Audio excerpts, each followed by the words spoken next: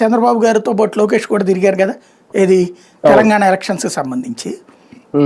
అప్పుడు ఇద్దరు పొత్తు పెట్టుకున్నప్పుడు 2018లో అప్పుడే కాంగ్రెస్ నాయకత్వం లోకేష్ని యాక్సెప్ట్ చేసేసింది.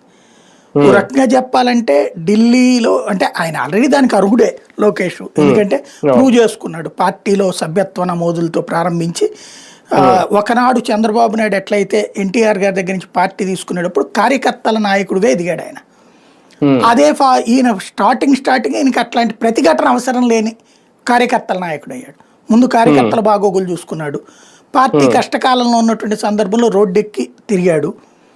ఆ తర్వాతన ఇక తండ్రి కూడా ఒప్పేసుకున్నాడు, కుటుంబం అంతా కూడా ఒప్పేసుకుంది లోకేష్ సీఎం కావాలన్నటువంటిది, లోకేష్ నాయకత్వం వహించాలన్నటువంటిది.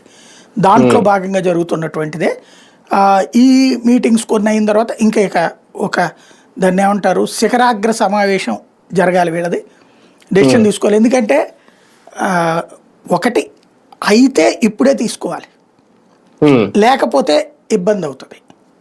అంటే ఎన్నికల ముందు ప్రకటిస్తే కుదరదు, అంటే ఇబ్బంది అవుతుంది. ఏదన్నా ఒకవేళ ప్రాబ్లమ్స్ వచ్చినా గిచ్చినా అన్నీ కూడా ఇప్పుడైతే సెటరేట్ చేసుకోవచ్చు.